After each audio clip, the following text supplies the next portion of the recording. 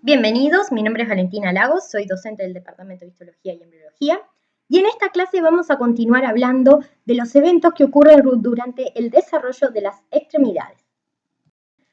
Como vimos en la clase anterior, las extremidades comenzaban a desarrollarse y se generaba un esbozo o una yema de la extremidad que estaba conformado por células mesodérmicas, del mesodermo lateral, de la placa somática, cubiertas por un ectodermo. Una vez que se establece este esbozo de la extremidad, procesos más tardíos en el tiempo van a llevar a la diferenciación histológica de los tejidos específicos de las extremidades que nosotros conocemos, como son los huesos, los músculos y los nervios. Ahora, el primero de estos tejidos fundamentales de las extremidades en diferenciarse es el esqueleto, ¿sí?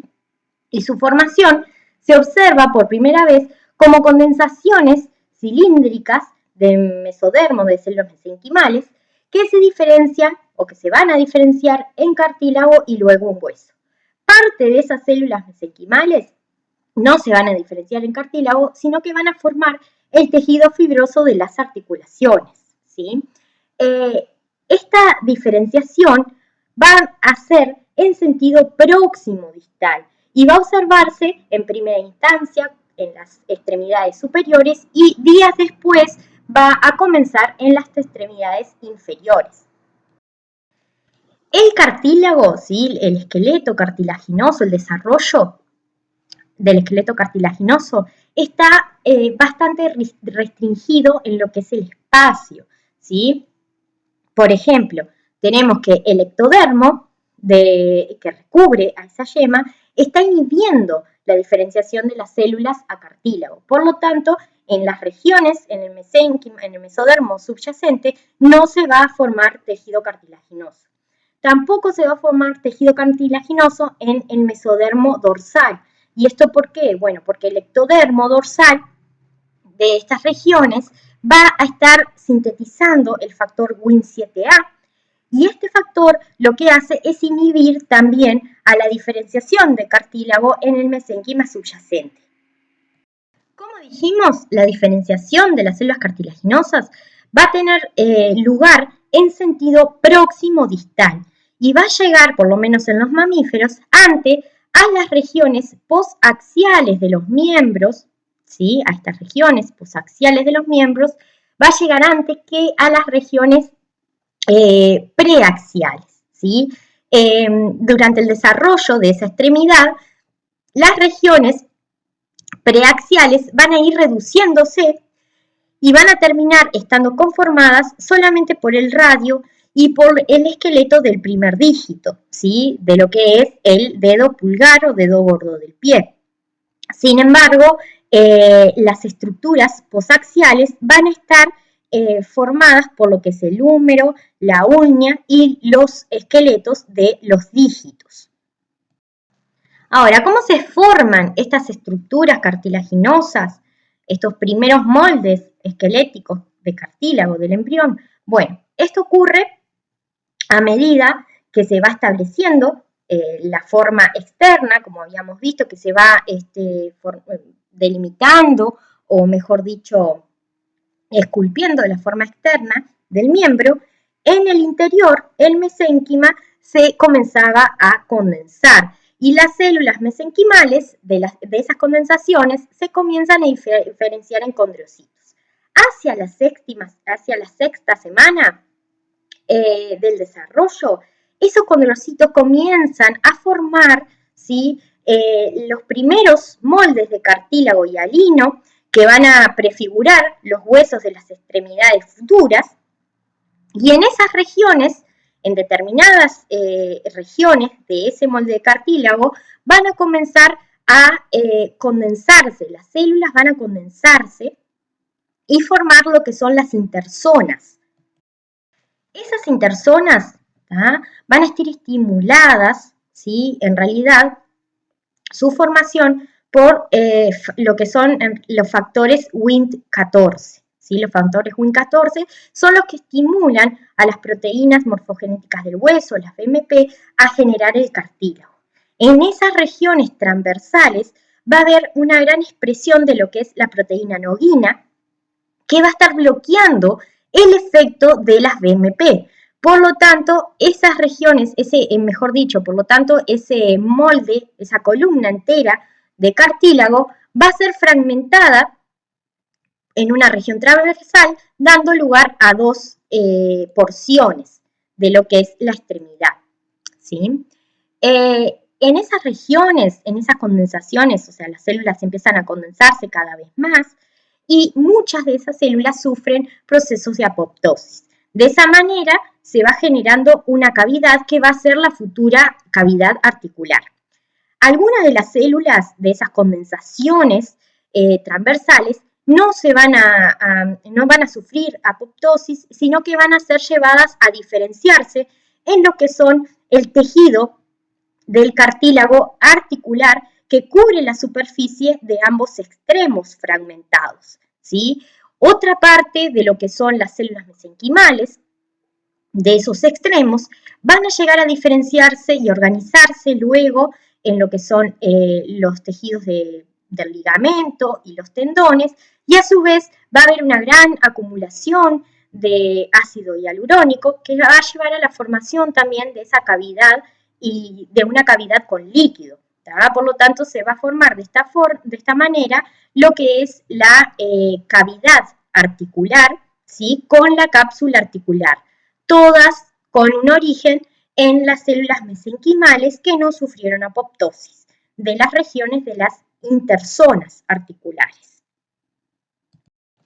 Ahora bien, si bien la formación o el desarrollo, mejor dicho, de estas articulaciones y de los tejidos asociados como los ligamentos y los tendones, al principio o su surgimiento es independiente de lo que es el tejido muscular, para que los tendones, por ejemplo, adquieran o maduren en cuanto a su fisiología, ¿sí? Adquieran una maduración funcional, es necesario que interactúen con los músculos, ¿sí? Entonces, luego de que se formen, se van a establecer los músculos y de esta manera su interacción con estos tejidos van a llevar a la maduración de esa articulación. Si bien la formación de estos tejidos comienza en la etapa embrionaria, el cartílago, ¿sí? O el molde de cartílago del esqueleto va a ser transformado en tejido óseo, va a sufrir osificación endocondrial, ¿sí? Y va a ser sustituido por tejido óseo recién luego de la etapa embrionaria, ¿sí? O sea que los procesos de osificación que llevan a la sustitución del tejido cartilaginoso por tejido óseo van a tener lugar luego de la etapa embrionaria y van a continuar luego del nacimiento, ¿sí? Al principio se van a generar centros de osificación en las diáfisis y luego del nacimiento van a generarse centros de osificación secundarios en las epífisis y ese proceso va a ir gradualmente sustituyendo a todo lo que es el esqueleto de cartílago de la extremidad. Si volvemos nuevamente a consultar la página del embrión virtual, vamos a ver ahora en un estadio más avanzado, un estadio 20 en este caso, de 49 días, ¿sí? Vamos a ver que las extremidades ya tienen perfiladas su aspecto externo con la formación de los dígitos, de los rayos digitales y las regiones interdigitales, ¿sí? Que sufrieron ya apoptosis, dejando a los dígitos libres, ¿tá? Y vamos a ver que en su interior el cartílago está formando esas columnas, ese esqueleto de la extremidad, ¿sí? Noten que en algunos de ellos ya ha ocurrido la apoptosis en las interzonas articulares y que esas columnas sólidas de cartílago se han dividido de esta manera, formando fragmentos, ¿tá? Y también nótese que en las regiones, lo que decíamos, ¿verdad? Que el ectodermo inhibe a la diferenciación en cartílago, porque en las regiones de la superficie cercanas al ectodermo, ¿sí? En el mesodermo subyacente al ectodermo, no hay diferenciación de cartílago, ¿sí? Esto podría explicar por qué, por ejemplo, en los vertebrados, el esqueleto surge en una región central, ¿sí? Y no tenemos un exoesqueleto como, por ejemplo, ocurre en los invertebrados.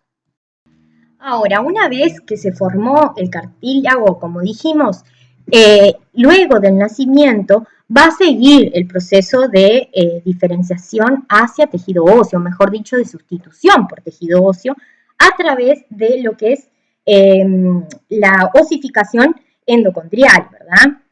Este proceso va a continuar, ¿sí? Aproximadamente hasta la edad juvenil adulta, hasta los primeros estadios de la adultez.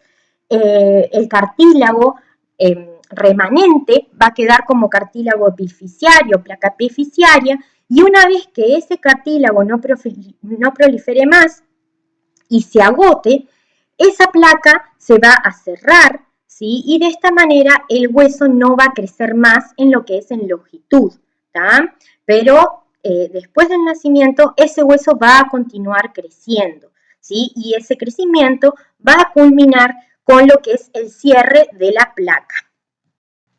Ahora, a medida que se van perfilando todo lo que es el esqueleto cartilaginoso del embrión, a medida que se van formando los moldes cartilaginosos, unas células provenientes del mesodermo del somite, células provenientes del mesodermo del somite, más precisamente de lo que es el mitómero hipoaxial, van a migrar y van a colonizar, ¿sí?, lo que es el mesodermo de la extremidad. Esas células que migran se ha visto que expresan PAX3, y esa molécula, la expresión de PAX3 es fundamental para la migración de las células miogénicas hacia la extremidad, ¿sí? Se ha visto que cuando esa molécula no está presente, no ocurre la colonización de las células precursoras del músculo en la extremidad y por lo tanto no se forman las estructuras musculares. Cada uno de los somites que está, o mejor dicho, cada uno de los mitómeros que está a nivel de las extremidades, aporta aproximadamente de 30 a 100 células migrantes que van a llegar a colonizarse. Recordemos que esas células miógenas, ¿sí?, al principio son células uninucleares, ¿sí?, mononucleadas, son células pequeñas, pero que comienzan a fusionarse para formar, ¿sí?, los miotúbulos, que luego se van a fusionar y formar esas células de músculo esquelético características con varios núcleos muy grandes, ¿sí?, que nosotros conocemos. Ahora, la migración de las células miógenas ocurre en dos columnas, ¿verdad? O sea, esas células llegan y por un lado forman lo que es un compartimento dorsal y por otro lado lo que es el compartimento ventral, ¿sí? O sea que al principio las células musculares van a estar formando los músculos extensores, una masa muscular común de músculos extensores y una masa muscular ventral que van a formar los componentes flexores.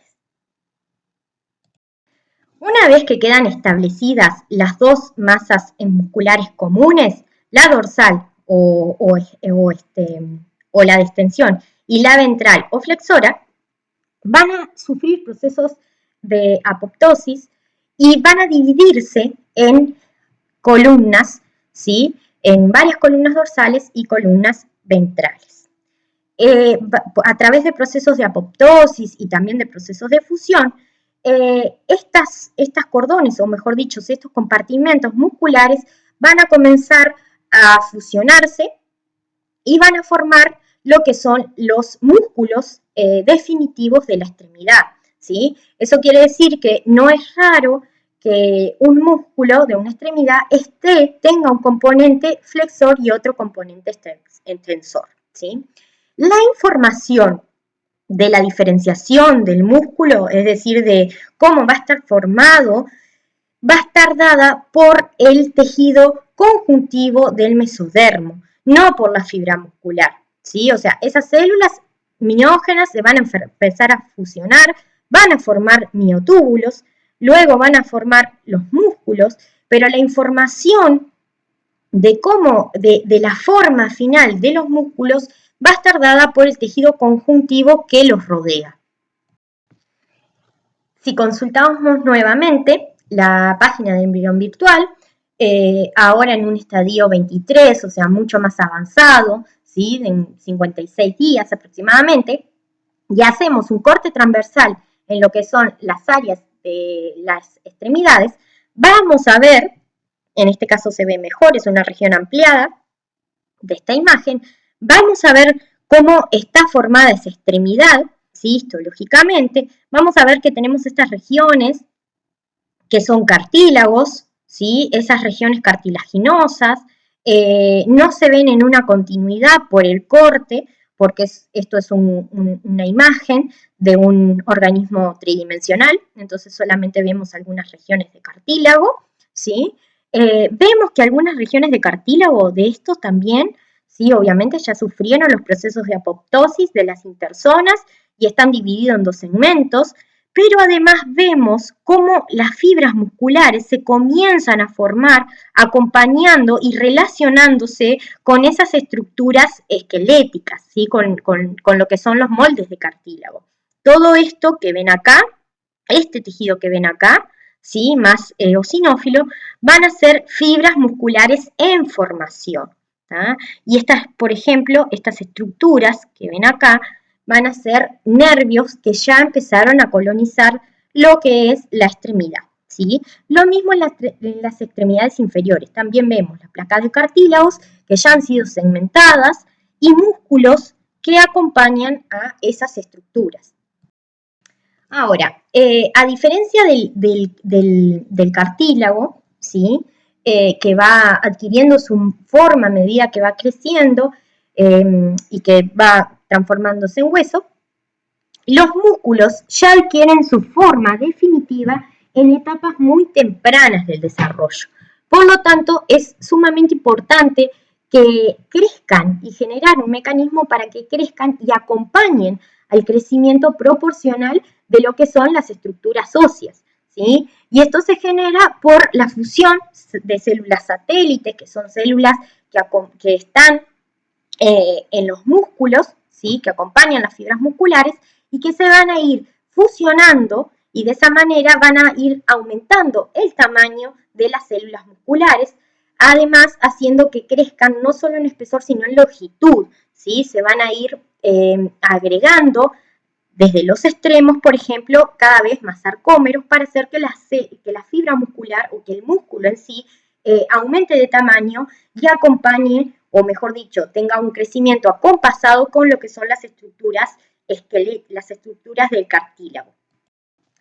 Ahora, como vimos en la imagen, en una de las imágenes del embrión virtual, ya en un estadio precoz de formación de la extremidad, los nervios, ¿sí? O las estructuras nerviosas van invadiendo a lo que es el esbozo de la extremidad en formación, ¿sí? Durante la quinta semana comienza esa invasión y axones motores, axones de motoneuronas que se encuentran en el asta ventral de la médula espinal, empiezan a migrar, ¿sí? Atraídos por factores neurotróficos, que son factores atrayentes que se encuentran en el mesodermo y en los tejidos que están formando la extremidad, son atraídos por esos factores neurotróficos y migran hacia lo que son los componentes musculares en formación, incluso antes de que el músculo, de que los cordones musculares dorsales y ventrales se hayan dividido en varios segmentos. Estos nervios, estos axones, empiezan a invadir ese músculo, esas columnas de músculo dorsal y la columna de músculo ventral, ¿sí? Hay una gran regularidad en cuanto a la invasión. ¿Por qué? Porque vamos a tener que muchas neuronas, o motoneuronas, mejor dicho, que se encuentran más que nada en la región medial, van a invadir a lo que es la columna ventral muscular, ¿sí? Sin embargo, las motoneuronas que se encuentran en la región más lateral de la asta ventral van a invadir al esbozo del miembro a través de lo que es la columna dorsal muscular. De manera similar a esta organización, también existe una cierta correlación entre lo que es la posición cráneo-caudal de las neuronas dentro de la médula, ¿sí? Y lo que es el patrón de inervación antero-posterior de los músculos del miembro, ¿sí? Por ejemplo, esto quiere decir que las neuronas que se encuentren inervando las regiones proximales musculares más anteriores, ¿sí? Van a ser aquellas neuronas más rostrales, ¿tá? Motoneuronas, ¿no? Bueno, luego que ocurre la invasión por los axones motores, recién después que estos invadieron a los músculos, los axones sensoriales empiezan a invadir esa yema o ese esbozo de la extremidad, ¿sí? Y utilizan a los axones motores como guía para poder localizarse y terminar de invadir la extremidad, o mejor dicho, terminar de contactar con la extremidad. Similar a esto, los precursores de las células, mejor dicho, células de la cresta neural, que son precursores de las células de Schwann, van a utilizar también a los axones motores como guía para ir migrando y van a ir colocándose alrededor, ¿sí? Envolviendo toda la circunferencia de esos axones para luego formar la capa de mielina de los axones motores y sensitivos de la extremidad. Ahora, una vez que se han formado los miembros, ¿sí? O sea, en etapas para la época en que se van formando, por ejemplo, los dedos de las extremidades, el patrón general de inervación del adulto ya va a estar establecido, ¿sí? Los nervios raquídeos que invaden a ese miembro no solo desempeñan funciones importantes en cuanto a la diferenciación y a la inervación motora de los músculos, sino que esos nervios raquídeos también proporcionan inervación sensitiva a lo que son los dermótomos, ¿tá? Y aunque el crecimiento de las extremidades, ¿sí? Cambia un poco el patrón original, ¿tá? De los dermótomos, ¿sí? Se mantiene en gran medida en lo que es el individuo adulto. Obviamente, algo cambiado porque esas extremidades, además de crecer durante el desarrollo, después, antes del nacimiento, van a rotar, ¿sí? Entonces, algunos patrones de inervación van a cambiar, pero básicamente se van a mantener bastante similar a lo que es en los principios del desarrollo. Otro elemento importante, ¿sí? Que constituye a las extremidades son los vasos sanguíneos, ¿verdad? La vascularización de la yema del miembro empieza, ¿sí? Con células endoteliales que vienen de lo que son las arterias, la arteria dorsal, la aorta dorsal, y también con células endoteliales que provienen de venas cardinales, cercanas en sectores cercanos a lo que es la formación de la extremidad, ¿sí? Luego, otras células que se diferencian en angioblastos, que provienen del mismo mesodermo de la extremidad, pero también de células de los somites cercanos, van a diferenciarse en células endoteliales y van a formar una amplia red de vasos sanguíneos.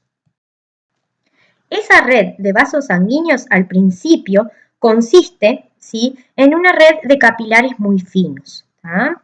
A medida que va transcurriendo el tiempo y la sangre va circulando preferencialmente por alguno de esos vasos sanguíneos, unos vasos sanguíneos van a ser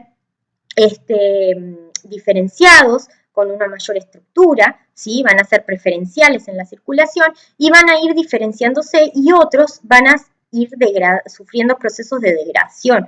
Por lo tanto, la circulación, el factor mecánico de la circulación va a ir generando que algunos de esos vasos sanguíneos vayan diferenciándose y en última instancia se va a generar lo que es una arteria central, ¿sí? Que va a llevar la sangre hacia la extremidad.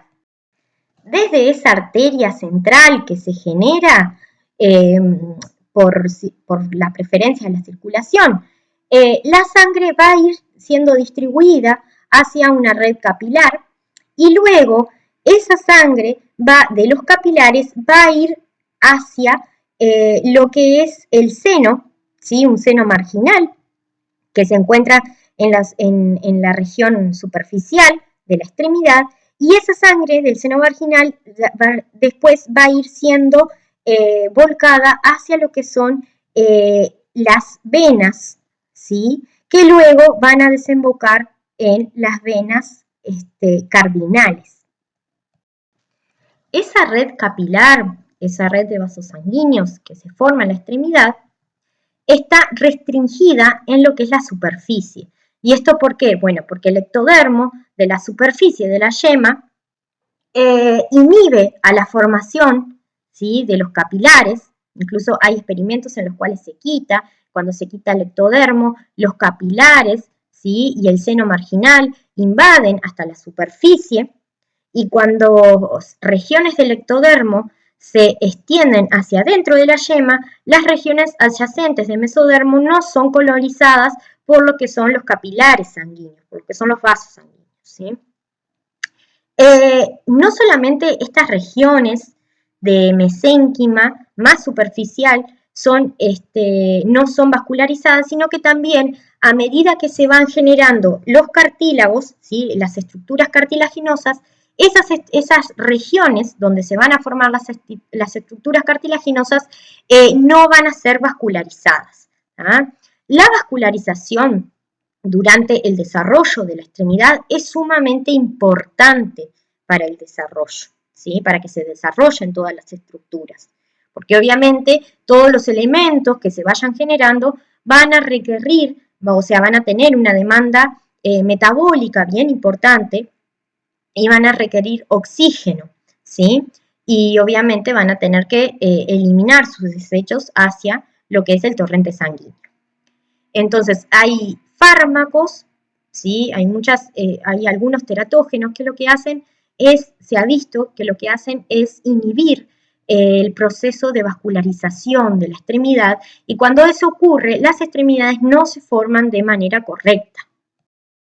Ahora, ese patrón que se va generando de vascularización a medida del desarrollo, va cambiando de manera continua, a medida que esa extremidad, que ese esbozo va creciendo y se va diferenciando, ¿sí? Y, por ejemplo, la región del seno marginal, cuando se generan los dígitos, los dedos de la extremidad, van a ir siendo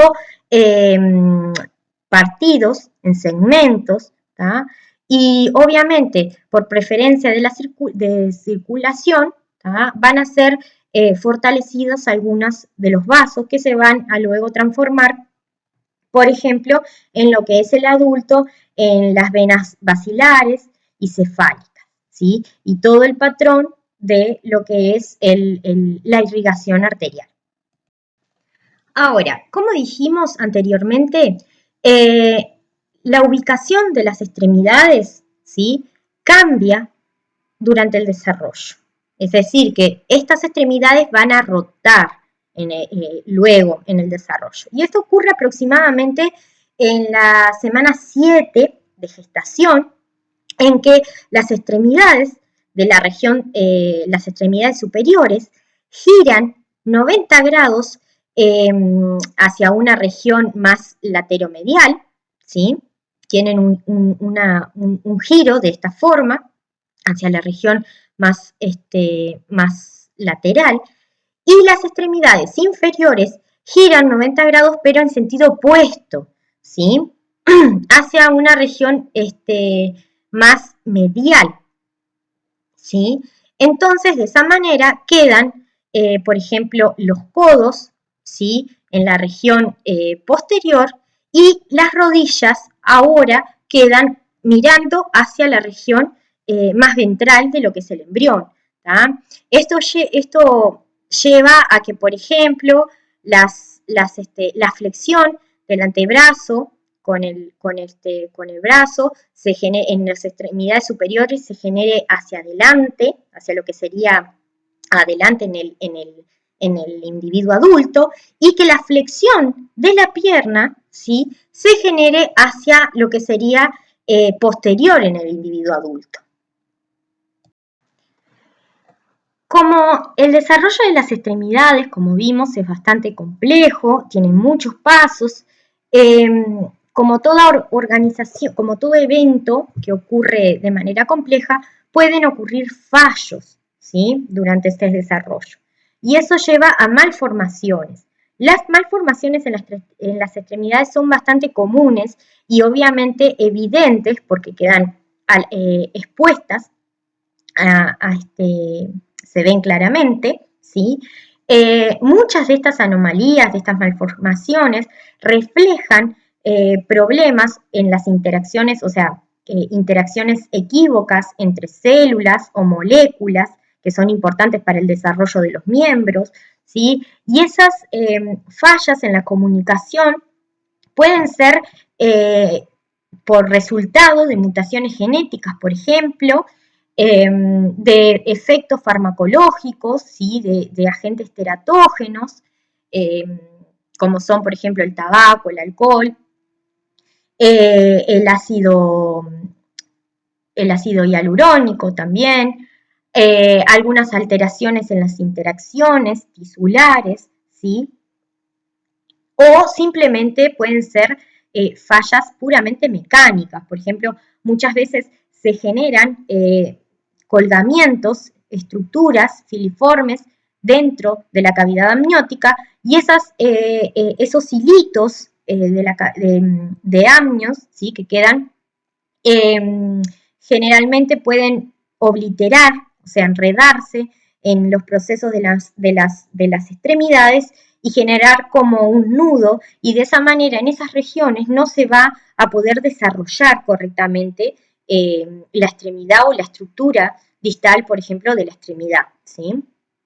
Un agente teratógeno bien conocido y bastante conocido desde los años, más o menos desde los 50 hasta, en realidad desde los finales de los 50 hasta los años 60, es la talidomida, ¿sí? La talidomida, que fue un fármaco generado por la farmacéutica Grünenthal, una farmacéutica alemana, que era en realidad recetada para las madres que tenían náuseas. Entonces era un fármaco que se daba para que las madres no tuvieran náuseas ni mareos durante los primeros estadios de gestación, y resultó que ese fármaco en realidad lo que ahora se sabe, lo que generaba era una falla en la formación vascular de las extremidades y por lo tanto generaba malformaciones muy importantes en lo que son el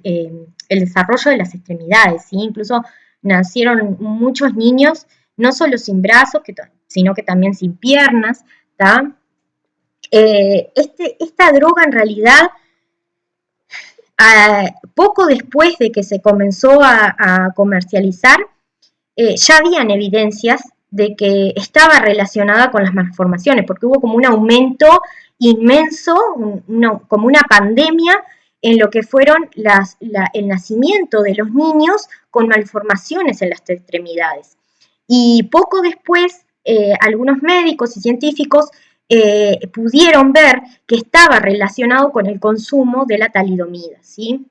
Pero obviamente la farmacéutica demoró bastantes años en decir sí, que efectivamente ellos se daban cuenta que, que este fármaco generaba esas malformaciones, e incluso en algunos países, por ejemplo en España, un año después de que este fármaco ya se dejó ya se había dejado de consumir, o mejor dicho, de recetar a las madres, un año después todavía se seguía recetando, por ejemplo en España, a las madres, ¿sí? Entonces, en realidad fue como una vergüenza bien importante, una de las estafas más grandes en la historia de las industrias farmacológicas ha sido lo que es este remedio que es la talidomida, ¿sí? Entonces, ahora, en realidad, este fármaco se sigue fabricando, ¿tá? Y en realidad se da, por ejemplo, para algunos tipos de cánceres, ¿sí? Porque como se ha visto que inhibe la formación vascular, en realidad vieron que todo lo que son o sea, las estructuras que se forman, ¿verdad?, durante el proceso de la enfermedad del cáncer, esas células precisan tienen un requerimiento metabólico muy alto, entonces si se evita la irrigación sanguínea a esas regiones, se reduce lo que es la patología, ¿verdad?, la enfermedad. Pero, bueno, causó bastante daño en muchos individuos y en muchas familias. Bien, bueno, acá les dejo, ¿sí?, nuevamente la bibliografía para consultar, para estudiar este tema.